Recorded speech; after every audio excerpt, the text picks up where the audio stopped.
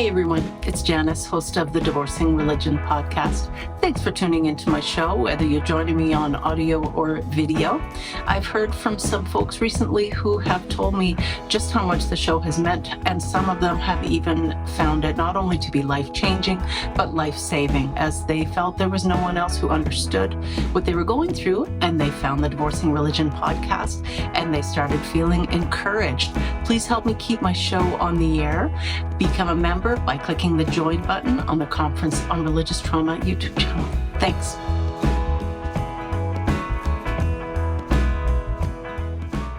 Hi, everyone. Welcome to the Divorcing Religion podcast. I'm your host, Janice Selby. I'm a registered professional counselor and a religious recovery consultant. You never forget your first kiss, your first love, or your first trauma bond. 16-year-old Sarah believed her boyfriend would save her from her dysfunctional home. When her parents discovered that they'd committed the sin of premarital sex, the aftermath left the two teenagers irrevocably bonded in trauma. Part memoir, part self-help guide, Trauma Bonded pairs therapist Sarah Westbrook's journey of recovery with mental health insights for overcoming toxic relationships and finding peace after complex post-traumatic stress disorder. Sarah Westbrook, MS, LPC, NCC, is the founder of Westbrook Counseling Services and Daisy Girl Communications. As a survivor of chronic trauma and emotional neglect, Sarah understands the work that goes into healing from c-PTSD.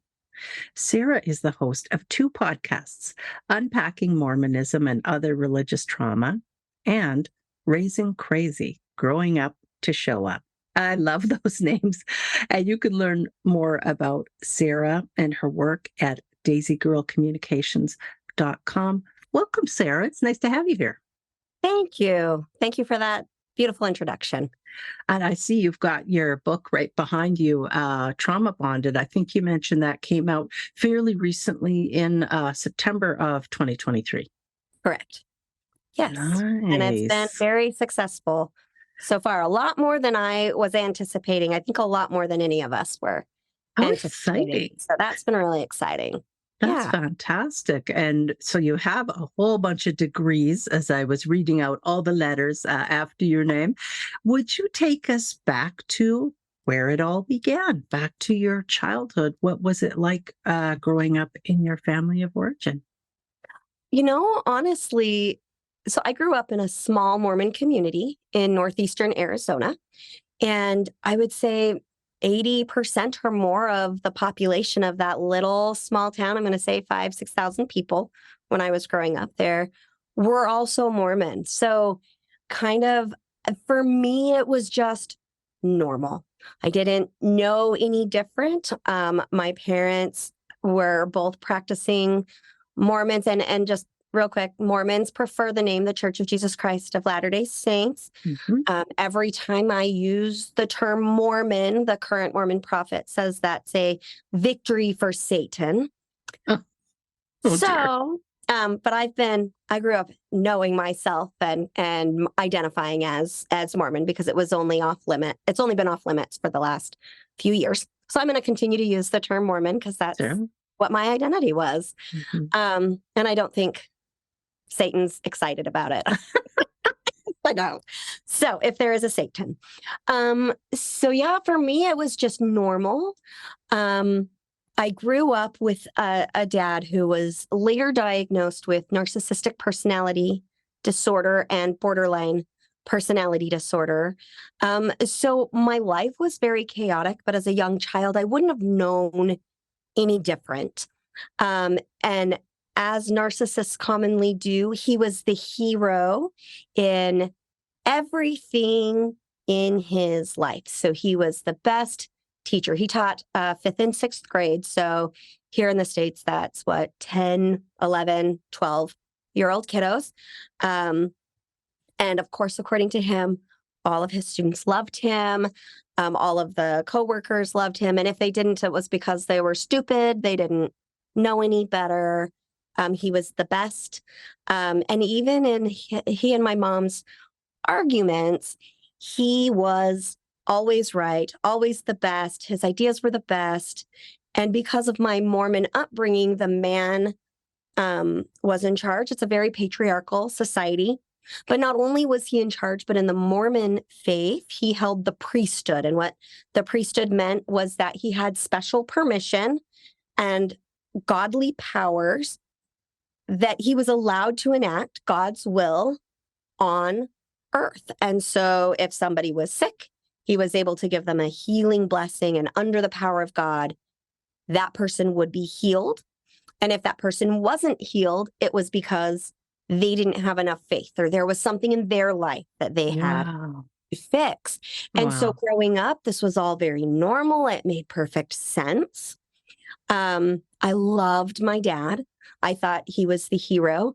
I noticed that he told great big whoppers, or that he would exaggerate stories in order to demonstrate his intelligence and his expertise. And so I grew up and developed the habit of exaggerating and feeling like I had to in order to be heard.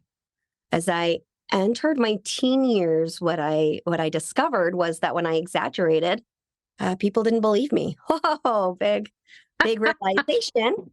And I didn't like it. And I felt like love and friendships were being withdrawn. And then that was supported in my home, because when I wasn't the hero of the story, I wasn't good enough. I had to be the hero to be loved at home. And so there was a lot of dysfunction there. And so as you said in your introduction, when Mormons, when I was 16 and had sex, Mormons they preach and teach abstinence. And if you have sex prior to marriage, you can no longer get married in a Mormon temple, which means that your marriage will no longer last into the eternities, and your children will not be sealed to their parents in the eternities. And it will be my fault that all these horrible things happen to my children, and the sins of the children will be my responsibility because I didn't check all the Mormon boxes. That is so heartbreaking. That is such a devastating pressure to put on a young person. That is just awful. Well, and we're taught in Mormonism from the time we're little, we've always got to be looking for our eternal companion. So, I mean, from the time I was itty bitty all the way up until I got married, it was marry a returned Mormon missionary, make sure you don't have sex, make sure you obey the health code or the word of wisdom, which is, no alcohol, no tobacco, no tea.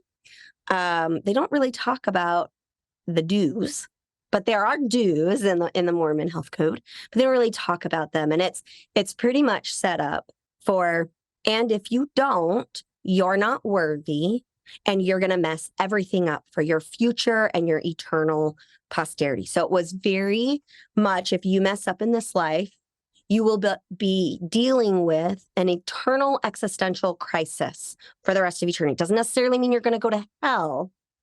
And not only will you be responsible for your mistakes, but you'll be responsible for the mistakes of your posterity because you fell astray. So so much pressure, especially on a teenager and a young child, to constantly perform.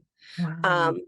And so, I did struggle a little bit with some religious scrupulosity or religious OCD. My mom, for sure, has that toxic perfectionism, religious OCD or scrupulosity. And then she also was diagnosed with covert narcissism. Hers is a lot more subtle than my dad's. Hers is, she cannot be wrong. She has to always look good for others. She has to know what's best. And she kind of gets this, yes, Tom, or, oh, sorry, I just told you my dad's real name. Oops. Oh, well. That is his real name. So it's like, look at my father. In my book, his name is Dave. So I'll use Dave from here out. But look at Dave. Yes, he's exaggerating, but his heart is in a good place. So it doesn't matter. I know better, but I also know that his intention is good. So we're all good. Wow. And doesn't that in some way, it's almost codependency rearing its head there as well. I mean, I see that in my own family of origin. Oh my God, it's like you're my sister from another mister.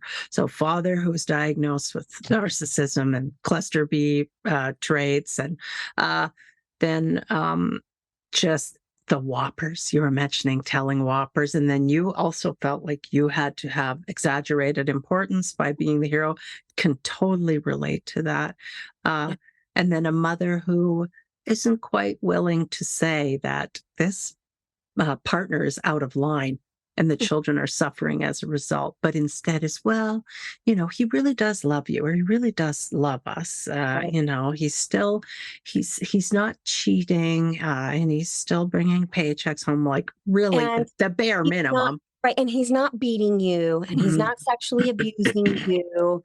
You're good. This isn't that big of a deal. Yep. Mhm. Yeah. Wow. Yeah, that's her. That's her MO. And then the other thing is a lot of what we call spiritual bypassing, which is we just have to have faith and let things be, and God will take care of it. And the issue with spiritual bypassing is you're handing it over to this higher being that you can't see, that you can't. I mean, I know a lot of people say they can communicate with, but it's not, picking up the phone and having this constant feedback that's tangible, so you get a lot of cognitive bias and cognitive dissonance and reinforcement of your own ideas. Because if I have this idea and it seems like it's going to work, and then God tells me it's going to work, I'm golden. I can excuse away a lot of really toxic behaviors. And so you end up avoiding your own dysfunction, your own struggle, your own, the core traumas that have occurred, because we're just going to give it over to God and he's just going to take care of it someday, which stops you from healing here. And you get a temporary feeling of peace. And you're like, hey, my faith is working. But then at the very next corner, you bump into the same thing. So you end up with this cyclical, I almost want to say like the abuse cycle with God, in the sense Yes. of something happens, I behave toxically, God's just trying me, this is just a test of my faith, I turn it over to God, I feel temporarily better, I'm looking for all these beautiful things God gives me, something bad happens, and I start all over Wow. again. So very much Yes. like the abuse cycle that we Yes. utilize with domestic violence. Hmm. And except we're doing it to ourselves in the sense of I'm giving everything away to an existential being and not dealing with the things that I can control, or dealing with the things I can't control, and learning how to maneuver differently inside relationships, business practices, your own religious or cultural Oh, upbringing. And wow. so really the spiritual bypassing stops you from healing Hmm. progress. And so that's really that's the main reason why I wrote my book, was super honest accountability about my role in how my life was completely, I don't know if you cuss on your show, but Oh, yes. great, completely fucked up. Yeah. I'm a we have a cussing practice here. Let it all out.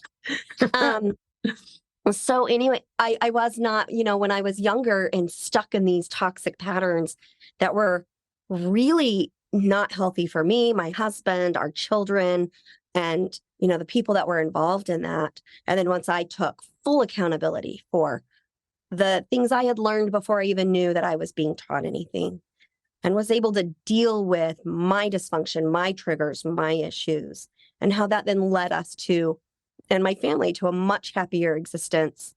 And then also how that led to me leaving the Mormon faith, which I would say absolutely fits the criteria, the diagnostic criteria, or the criteria for a cult-like Hmm. organization. I might even say Hmm. they're kind of a soft cult or a benevolent cult, in the sense of they're not doing the great big, we're not branding people like Nexium, and we're Right. not drinking Kool-Aid, like Hmm. Jonestown or Heaven's Gate. We're not doing those types of things. Right.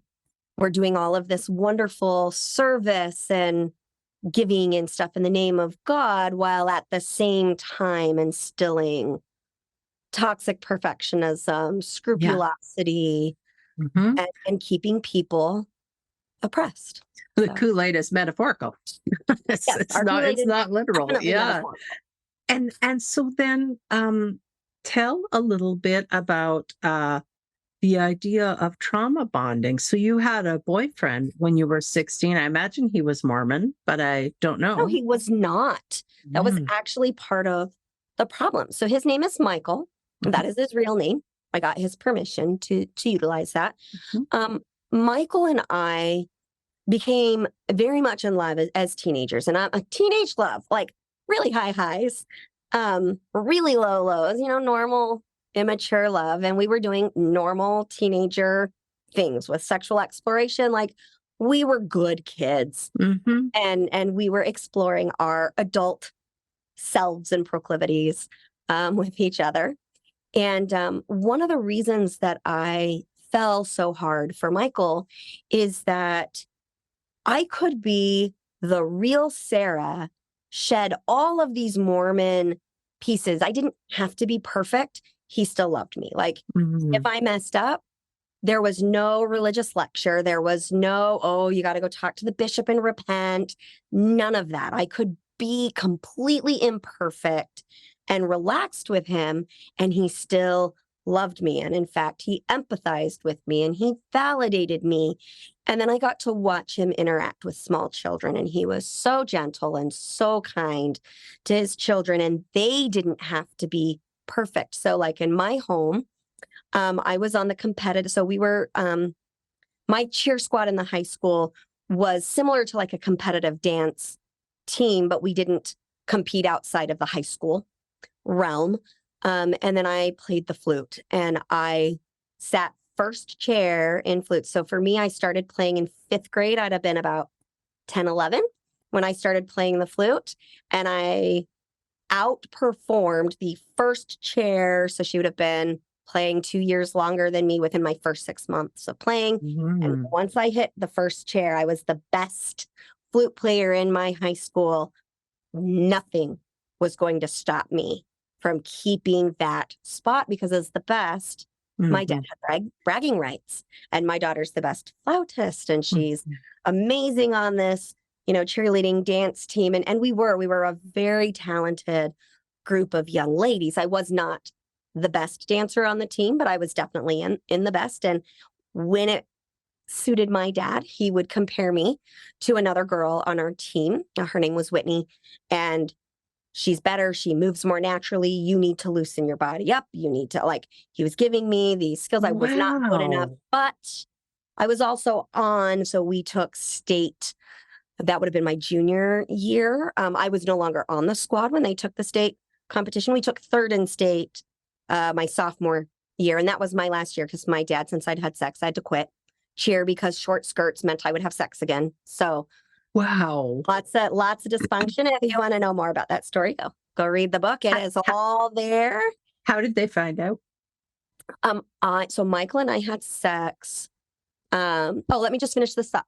So yeah. Michael, in comparison with my father was very lorded over, and unless you were the best, you weren't loved. And Michael was, you're a human and I love you. Wow. And for me, so he was 18, I was 16. We met like 15, 17, had sex, 16, 18.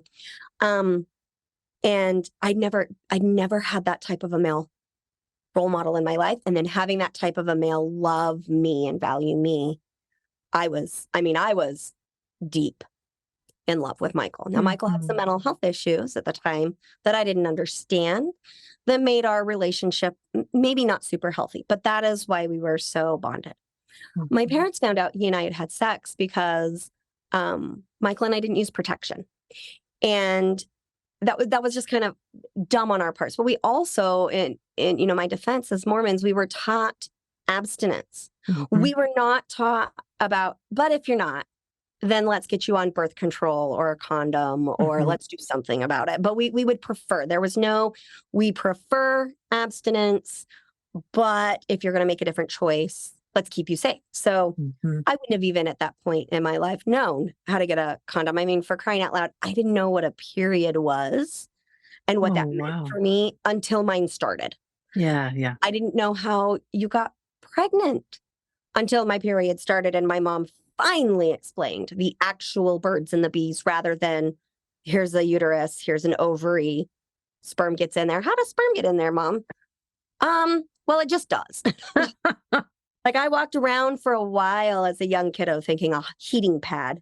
If I used a heating pad on my back, I would get pregnant because when my mom was pregnant with my youngest sister, she used a heating pad a lot on her back. So I was much older before I truly understood birds and the bees, if that gives you kind of this like, nobody talked about it. It wasn't talked about in the schools. In the state of Arizona, they still don't. It's not legally precedented to teach that to the kids. So it's like school district roulette. Some of the districts do, some of the districts don't. Unbelievable. You have to take the specific class.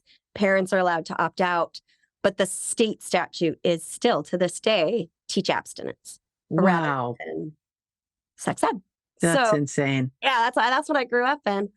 And so, yeah, I didn't know. And so Michael and I had sex. And then I wrote him a note that night. And I was like, we didn't use protection. What if I'm pregnant?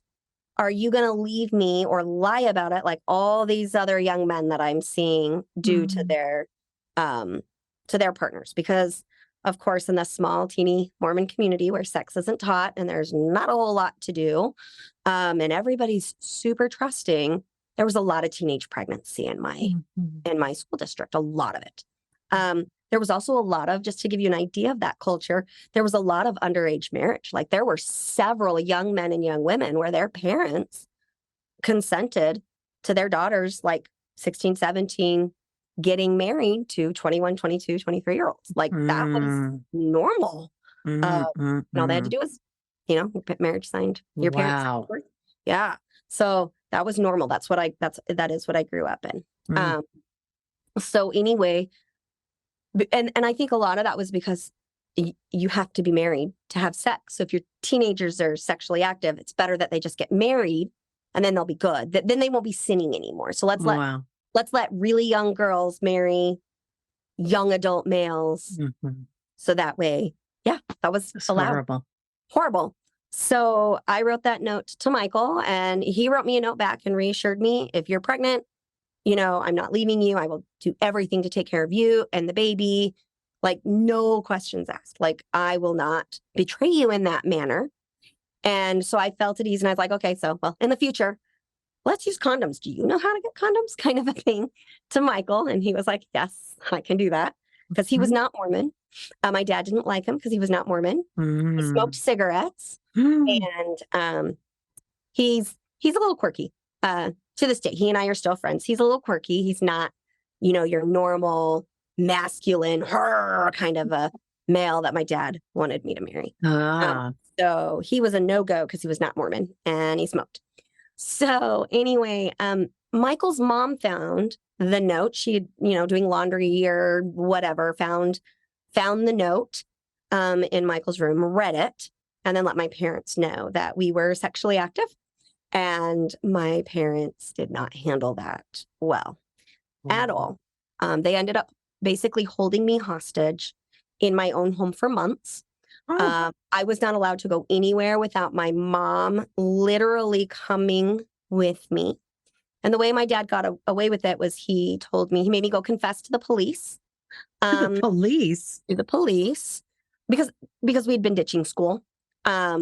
And there were some other things going on that, read the book and you can learn those details. But I had to go confess to the police and I was put on quote unquote probation. And so the police officer was like, hey, we don't really punish this, make better choices. And we like you. Like, let's be friends. Let's not terrify you. And my dad came home and said the police changed their mind. And so my probation was to help my mom as a student aide in the kindergarten classroom where she was the teacher's aide. And the principal allowed it. So this meant you weren't getting your own education anymore at that point? I did pre-online school. I did some credit recovery through a program. It was the American School of Correspondence out of Illinois. So I would self-study and then I would do the assignments on paper, mail them in. It was snail mail. So it took forever. And then I started my junior year back in Snowflake High School in northeastern Arizona. And I actually ended up choosing to graduate a year early. The principal of the school denied it, and understandably so, because basically I was trying to do 2.5 years of high school credits in a year. And so the way I did that is I made up the lost credits through the correspondence school. I did my senior year through the correspondence school, and I did my junior year at the high school. But that junior year of high school was miserable because rumors had, once my parents pulled me out of high school and held me basically captive in my own home, then the rumors were, well, Sarah Lee is pregnant. Sarah, and then when I went back to school and I never got fat, then it was Sarah Lee had an abortion because apparently a miscarriage couldn't have happened. I was never pregnant. Spoiler alert, I have infertility. So I was never pregnant. Could have had all the sex in the world I wanted and would not have gotten pregnant. So yeah, it was awful. But when you leave those concentrated religious organizations, or you're not following the rules, I was shunned by the community. I went from being incredibly popular and well liked to Sarah is dangerous. We can't ask her to homecoming. We can't ask her to prom.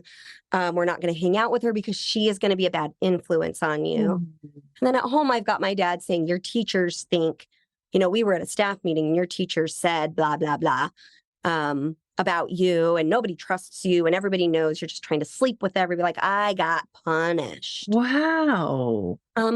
So yeah, that's kind of the childhood in a heavy. nutshell. Yeah. I'm really sorry that all that happened. That's just terrible and absolutely tracks. Yes. Yeah. And when you talk about being in a home with a father who's not only a religious fundamentalist, but a narcissist as well.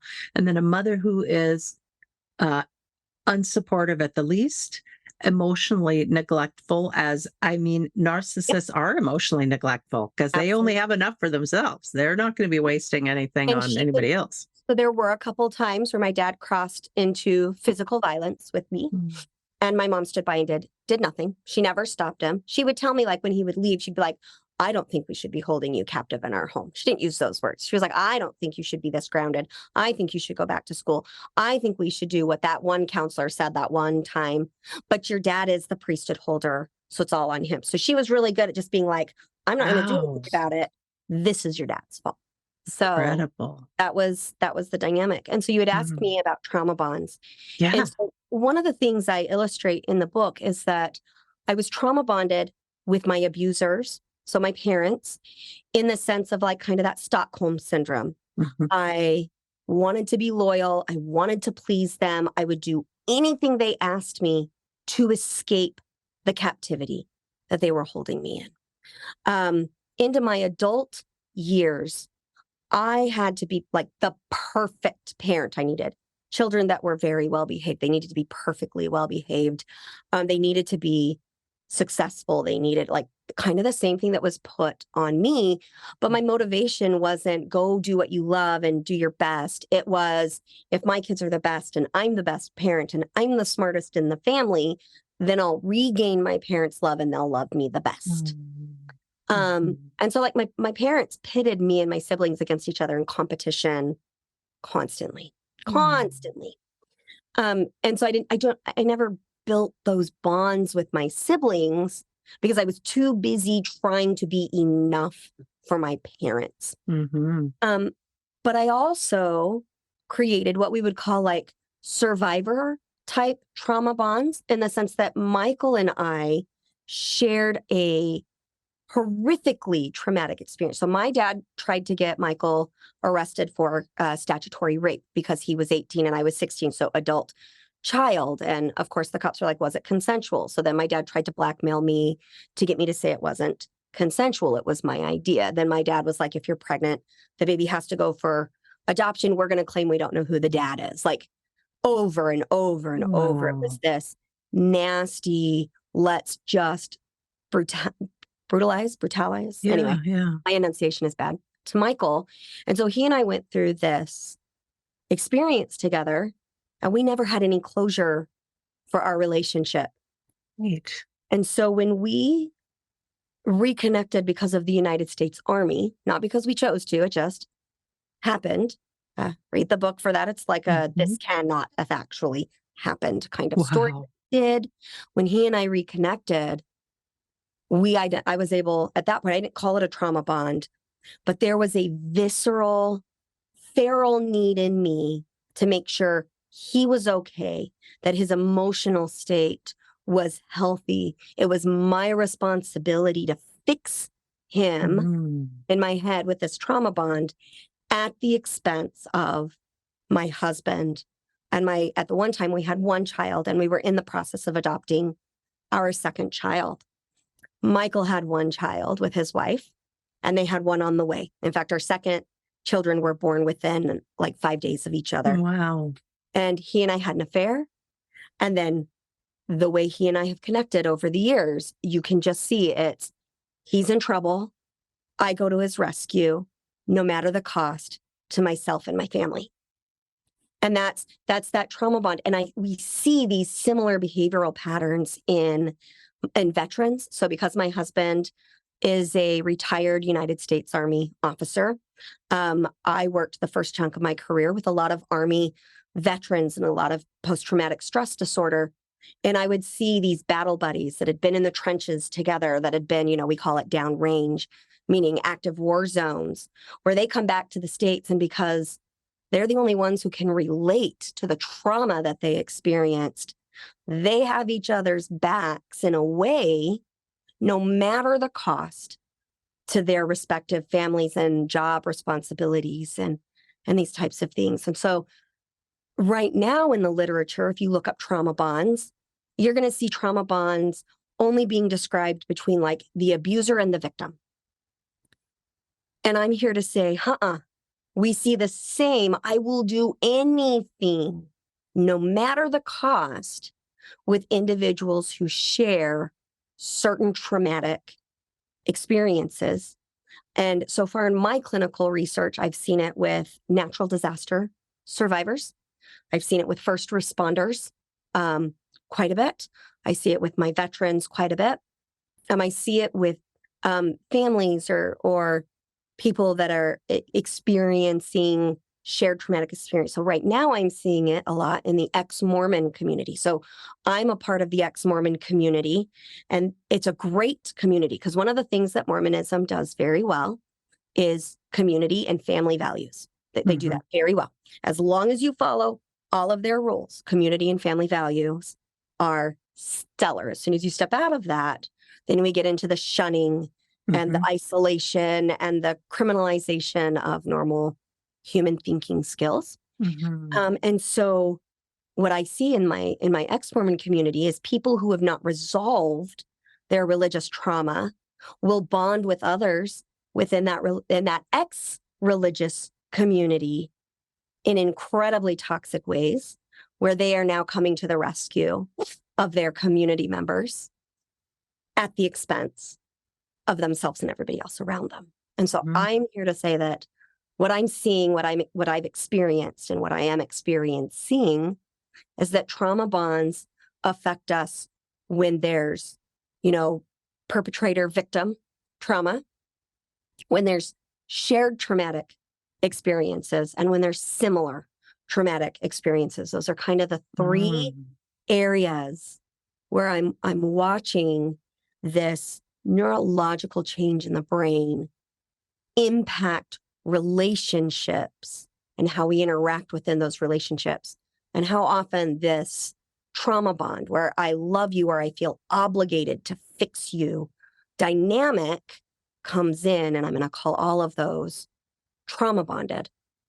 Okay, so it's not just the bonds aren't just vertical, but they can be horizontal as well. So not just with the perpetrator and the victim, but also with people who have been through the same or similar circumstances. And then it sounds like it relates to attachments. So I don't know if you want to talk a little bit about attachment styles and trauma or.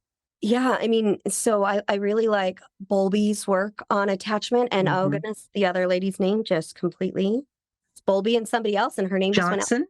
Sue Johnson? Not Sue Johnson. I love Sue Johnson as we get into like familial relationships, I want to say Ames. Okay. Oh goodness, I'm getting that wrong. I'll have to remember that. But they do the theory of attachment, and we talk about, that's where we get your anxious or your ambivalent attachment.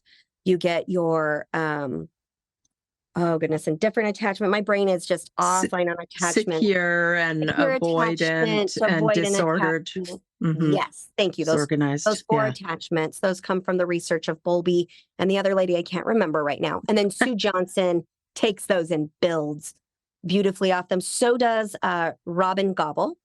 But she does it more on the pediatric, like foster children side. So like, hey, good. you're neurotypical and you're raising a child who's experienced trauma. She does a very beautiful job with her work there.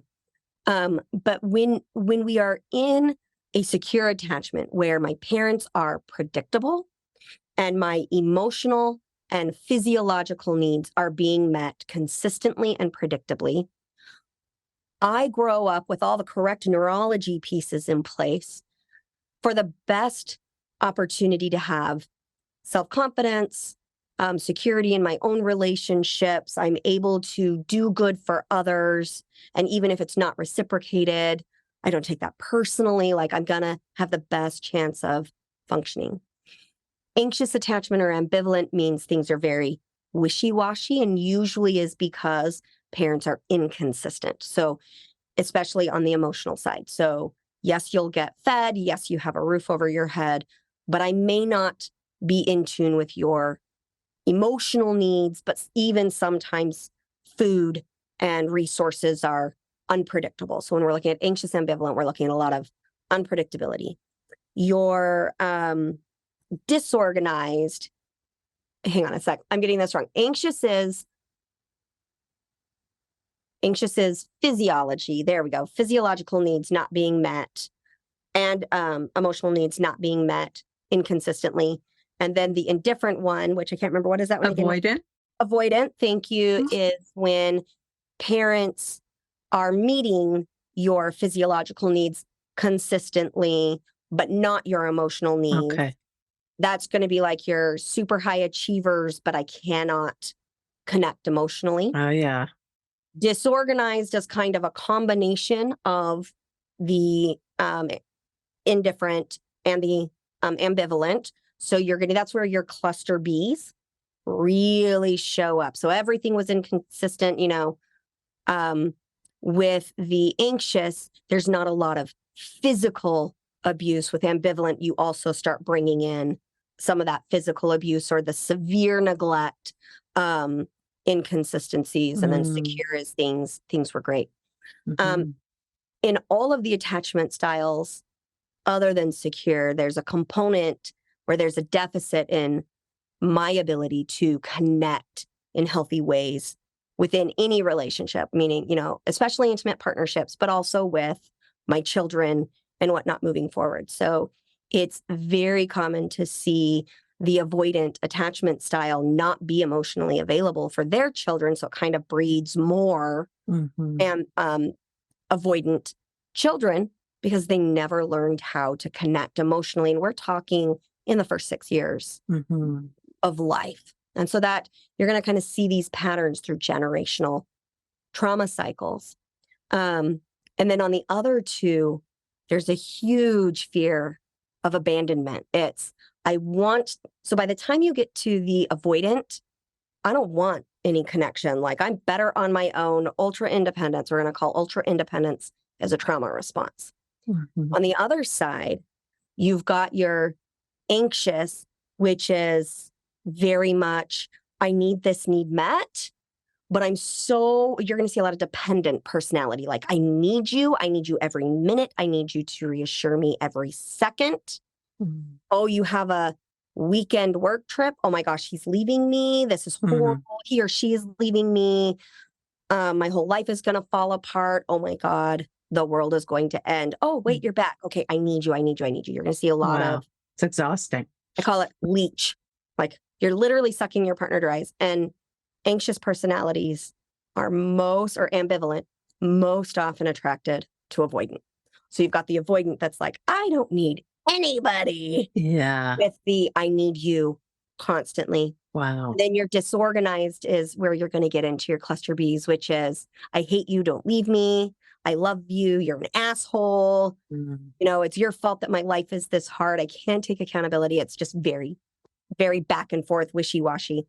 Both anxious, ambivalence, and disorganized usually self-sabotage their relationships because they have not yet learned different skills. And then the good news is with treatment, you can learn how to do this differently. I was very disorganized, especially in my 20s. I had a very disorganized attachment style. And now I would say I have been able to overcome that.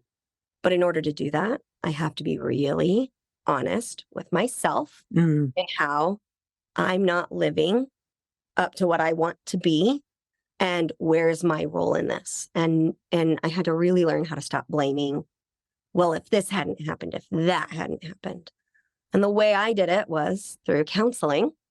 I was blessed. My second son, who was adopted, had pediatric onset schizophrenia. So he was diagnosed at 4, right before his 5th birthday, with psychosis for the first time. Wow. But he was anything but the perfect child, screaming tantrums, very autistic like tendencies. Yeah. And so he's 19 now and he's doing amazing. He is Wonderful. disabled. My husband and I have to provide a lot of his care for him. He's not able to on his own. But what is so beautiful about me raising Brig is that I had to learn first not to give a crap about what anybody thought of me. It became a survival mechanism. Yes. And then after the affair that I had with Michael, I was like, I had a great marriage. I wasn't looking for an affair. It just kind of hit me out of nowhere.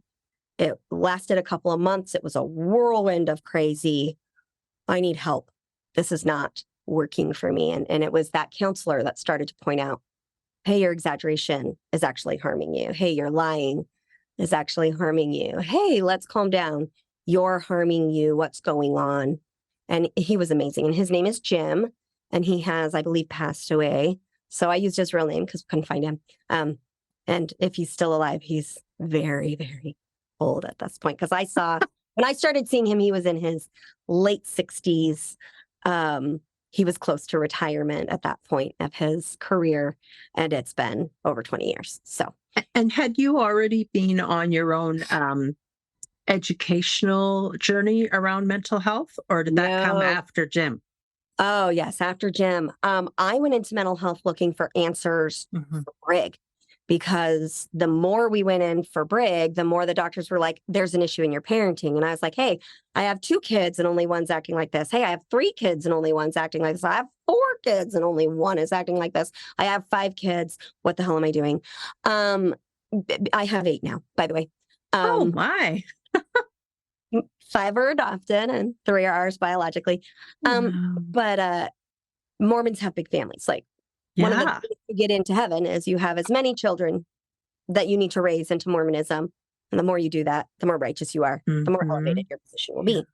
And so I'm like, I only have 1 kid that's like literally cannot manage me telling him no at all without falling into 6 hours of tantruming and harming himself and screaming at things that nobody can see and what's going on here.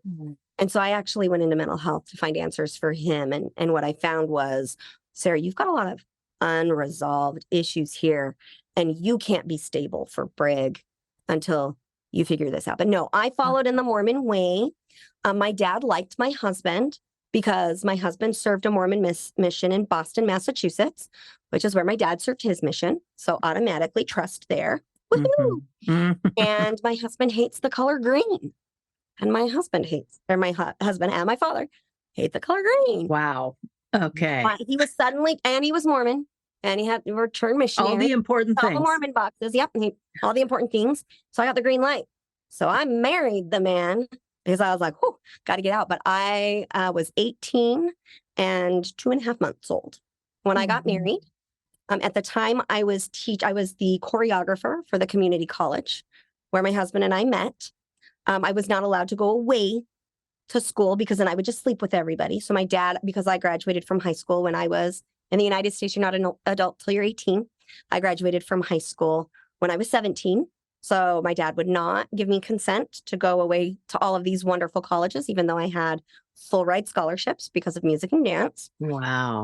So I ended up at our little community college in our local area. My husband ended up at that same community college because he had academic scholarships and because he did not return from his Mormon mission in time to apply anywhere else. And we met in choir and show choir. So I was working as a work study, which was I was hired by the college, and I was teaching the choreography for the theater and choir departments when we met. And as soon as we adopted our first child, I quit everything so that I could be a good Mormon stay-at-home mom, like pioneer, like woman. I could cook bread from scratch. I could can fruits and vegetables. Mhm. Yes, I was an amazing stay-at-home mom because stay-at-home moms have to be all of these things within Mormondom in order to be good enough. And if you're working outside of the home, well, let's mommy shame you. If you're, and society does that as well. Mormonism just adds its extra flavoring. Like, you have your salt, your pepper, here's some Mrs. Dash, and then here's some Chipotle seasoning. Yeah. On top of that, Yeah. the Mormonism. So we just, Mormonism met the toxicity of society, and then they just like 10-upped it a little bit. So let me just do that. Yeah. Mormonism seems to come with a huge amount of pressure. Like there's pressure in all religions, but then there are some Jehovah's Witnesses as well, where the pressure to perform is just so intense. And you're in this gigantic fishbowl all the time with other religious people judging you. Yeah, we call it the triangle. So Mormons, Seventh-day Adventists, and Jehovah's Witnesses are very similar in all of their teachings, which makes sense. They all came from like upstate New York, that area around the same time, and have their different origin stories that then matriculated down. I would say Mormonism has been the most successful at recruitment of the three. But yes, of those three, there's a lot of commonality. So at what point did you step away from Mormonism then? You were married and you had 2 kids or 3 kids or? So I was married.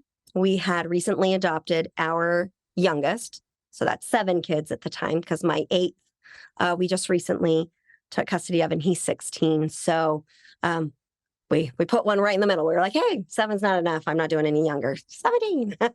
So, or 16.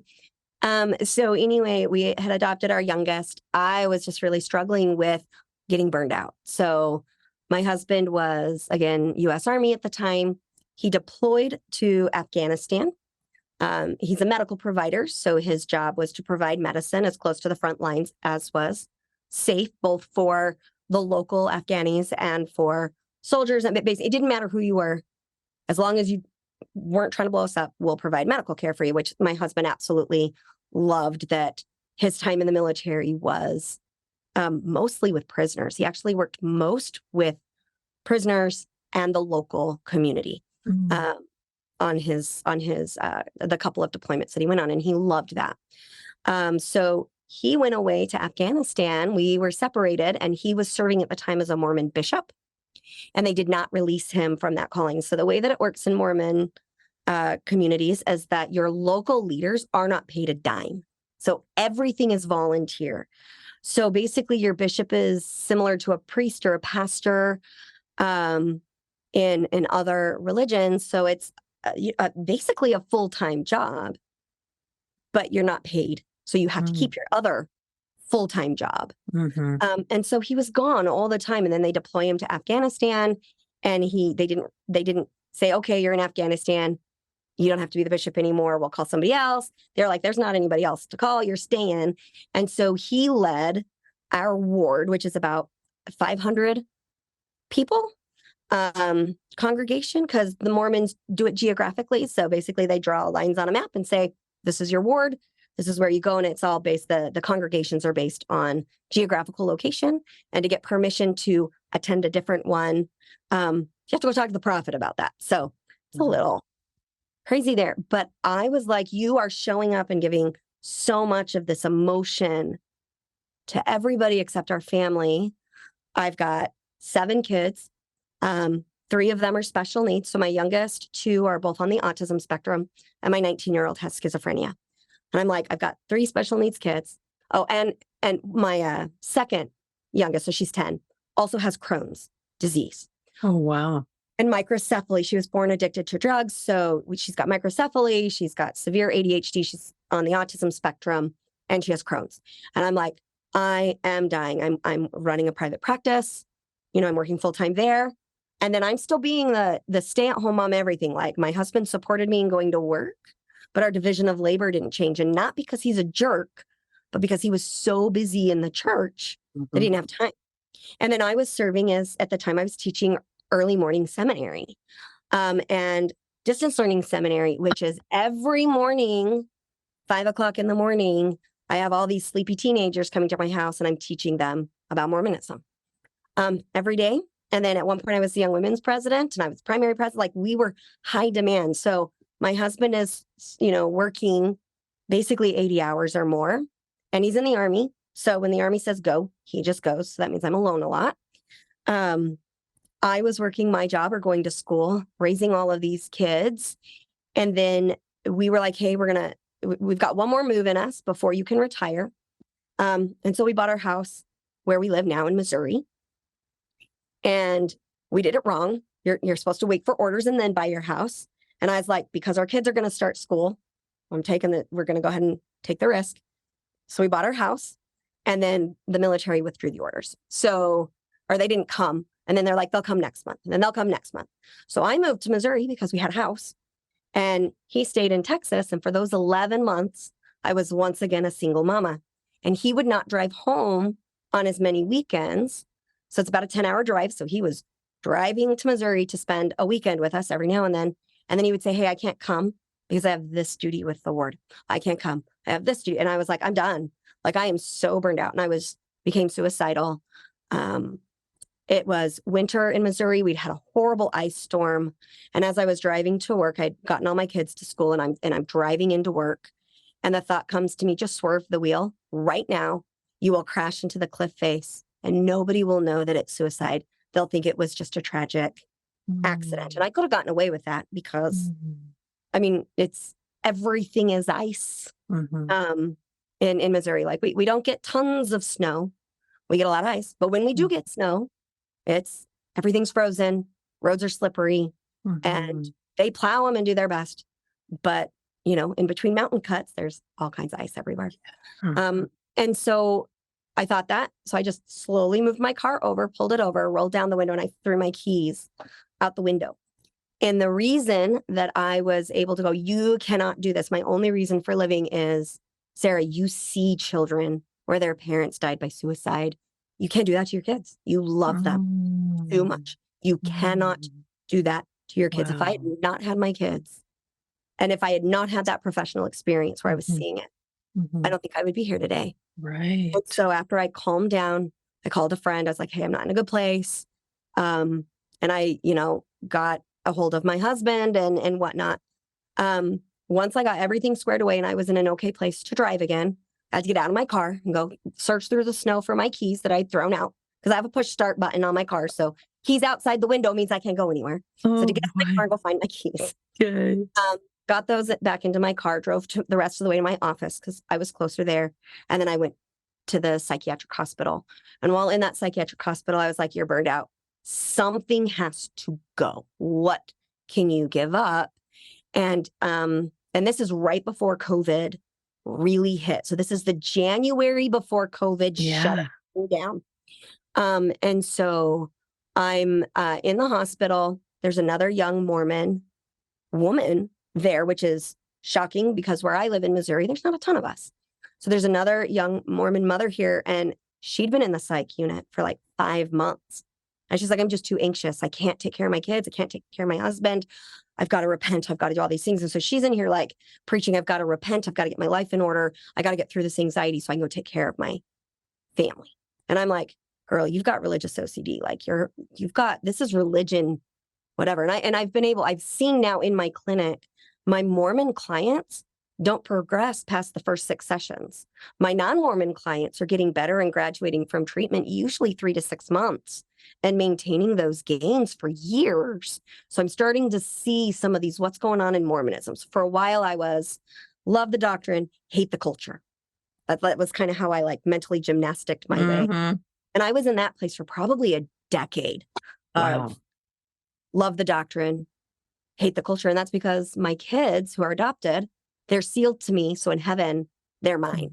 And if I leave Mormonism, I'm going to lose my kids. Like that was what kept the me pressure. that in that Mormonism state. So I'm in the hospital and I'm like, okay, I can't give up my marriage, being divorced. I can't continue to do that. That's not cool. And I love my husband. Like there's no reason to divorce him, but he has to like pay more attention to us. Like we need him home. But at that point, I wasn't ready to be like, if you drop Mormonism, you'll be home more. So we have that. And then I'm like, I can't quit my job working outside of the home. Like all of my kids are in school now. If I stop working, I have nothing to do. I will literally just lay in bed all day. I've got to have a reason and a purpose. And I loved having my own income because I've never had to depend on my husband's income ever. So I love having that discretionary income. And I was like, I don't want to give that up. That's where Sarah gets to be Sarah Unfiltered. I need to be Sarah Unfiltered somewhere. So I can't give that up. I'm obviously not going to give away my special needs kiddos. The only thing left was Mormonism. That was it. So I came out of the hospital and I told my husband, I was like, look, I'm burned out. I'm going to just take a step back from activity in the church. I'm going to be released from my calling. Something has to give so that I can heal, because I got diagnosed with a true nervous breakdown. Like I could no longer read like a paragraph. I'd read it over and over and it made no sense. I couldn't track the lines. Like I was having very physical symptoms to the nervous breakdown. And shortly after that, I had a mixed faith client. So I have a client, the husband is super active in the Mormon church and the female's not. The female says to me, Sarah, I will only see you if you can demonstrate and prove to me that you're willing to engage with my opinions and not just shoot them down because I'm not a member of the church. And I'm like, I do that all the time. Like I had like lots of people say, hey, Sarah's great because she won't use religion. Like I don't practice. I've never practiced as a Christian counselor or a Mormon counselor. I've always practiced according to evidence-based treatment, according to the governmental laws and ACA ethics. And it's like, if you want to bring your religion in as the client, you can, but I'm going to present everything from that scientific evidence-based practice model. Very good. So for mixed faith members, I was like, oh, you guys are struggling with being mixed faith. Let's work on your communication skills. Let's work on your empathy skills. Let's look at, seeing things from the other person's perspective. So I'd heard a lot of, things that I was like, oh, that's just anti-Mormon. So I'm not going to pay attention to that. But I'm not judging my client. Sure. And I was able to do that. So I was well known for that here in Missouri and also in Texas. And so, but this lady comes in, she's never met me, and she's like, you have to do this. And I said, great. I said, look, right now I've got a full clinic. I can dedicate only 3 hours to researching whatever you send me. So whatever you send me, make it valuable and dense, because I am not going to be able to dedicate more than 3 hours. And I was a little concerned even with that, because I'm like, I'm going to have a hard time reading. And I also told her, I think I told her audiobook is best right now. Yeah. I'm struggling with my eyesight right now. So audio is best. What she ended up sending me is called the CES letter. And at the time, I want to say it's like a 30, 40 page document. And it is basically the short notes of the historical issues in Mormonism, and that Joseph Smith is a con man and all of these things. But also it was all cited, like research-based cited. So I've got a deep respect for source material and APA, like I'm going to follow the sources. Okay, so you're claiming this, I'm going to go read that in context. And then I would find the original source or pictures of it, and I would read it and I'd be like, oh my gosh, this is insane. And most of the source material was actually back to the LDS Church's website, where this information is buried. Like 20 clicks in the most obscure places. But I'm like, this is on the church's own website. So I'm going to say, that's going to be a reliable source that the Mhm. church is acknowledging that this really happened. Wow. And when I read that CES letter and I followed the sources, and I followed probably 80% of those sources, like to the source material, Mm-hmm. it was the permission slip for me. It was like, you've noticed all these things that are wrong. You've struggled with the culture. You're watching people not get better in your own clinic. And it's not you, because non-Mormons get better and Mormons don't. Mm. And you're giving them I'm giving them Gottman certified communication skills Right. training, working with Sue Johnson's acceptance and commitment therapy. I'm working from CBT and DBT. Like, these things work. Why are my Mormon clients stalling in the same place over and over and over again? This is weird. And so I read the CES letter. I followed the sources and I was like, that's not true. This is not the one and only true church on the earth. Get out. Wow. Yes. And that was it. And then my husband, Beautiful. then we went into marital struggles. Because for my husband, I was deceived, led astray. Satan had control over me. And over the next, I'm going to say, 2.5, 3 years, he and I struggled until about 6 months ago now. He left as well. Wow. Yeah. And Wow. we're doing better than ever. Like, we are so happy. And I'm happy for you. We got a 10% pay raise because we no longer pay 10%. That's right. For the Mormon church, which is mandatory to get to that temple. Yes. So, I mean, you have to pay to go. You have to pay to play. Mormonism got that pay raise and paid off a bunch of debt. And so a lot more financially secure. And this is just a beautiful bringing things to a close for this podcast episode. I can't believe we've already been going for an hour. Your story is amazing. I recommend that everyone get your book, Trauma Bonded. It just sounds like it's chock full of very useful information that will be really helpful for people. How can they find you? So the full title of the book is Trauma Bonded, a true story of navigating attachments forged in complex PTSD. The best way to find it anywhere you buy books. So just go to your favorite place to buy books, whether that's Barnes and Noble, Amazon, anywhere. It's available. It also, the audiobook is available on Audible only. But if you type in Trauma Bonded and then my name's Sarah Westbrook, it'll be the first thing that pops up on your search. If you just put in Trauma Bonded on Amazon anyway, you have to scroll a little bit before you find it, because there's some sex tapes called Trauma Bonded on Amazon. So there's nothing problematic as you scroll up, but just don't be shocked. Right. It's got the white cover with the rope knot on it. But yeah, it's Barnes and Noble, Book Hub. There's several where you can buy the book. And then you can also follow me if you would like to at daisygirlcommunications.com. There's a link there that you can reach out and contact me. You're welcome to ask me any questions that you might have. I have a very interactive audience, which I absolutely love. If you're wanting to see if Trauma Bonded is for you, it's on Goodreads. I think it has 4.8 or 4.9 stars there, over 20 reviews. Same on Amazon with those reviews. So the best thing you can do for me is, if you buy it, please do leave a review on the platform that you buy books from. And let me know. Let me know what you think. Beautiful. And then you also have your 2 podcasts, Unpacking Mormonism and Other Religious Trauma, and Raising Crazy, Growing Up to Show Up. Yes. And in January, we're bringing a 3rd one, and we're just calling it Unpacking with Sarah. So that one will be there. And that one is going to be very dedicated, very short episodes. So not these long form episodes, but very short episodes where you're basically going to get the same tools, psychoeducational tools in your tool belt that I use in my clinic here.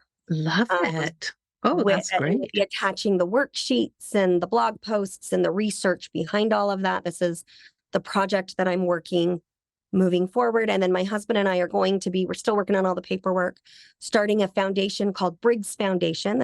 My son's name is Brigham. And so Briggs Foundation is going to be bringing free and reduced cost therapy to those, we haven't coined it all the way, but the working and struggling. Those who don't have full insurance. So like here in the United States, where insurance is a problem and getting access to things, there's this nice little like lower working class, middle class, where it's just not affordable. And so I really want to target that population. Say, hey, we've got some funds here to apply, and you don't have to get that counseling from me.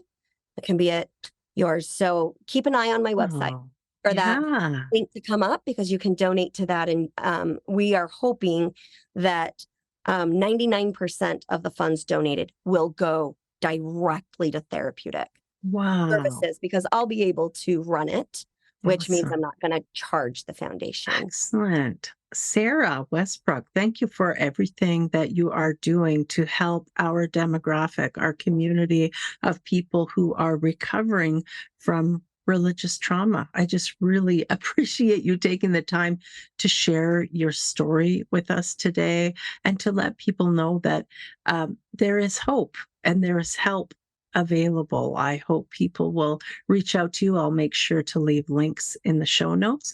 And I want to thank you, everyone, for joining us this week. And we'll see you again soon. Take care, everyone. Thanks, Sarah. Thank you so much.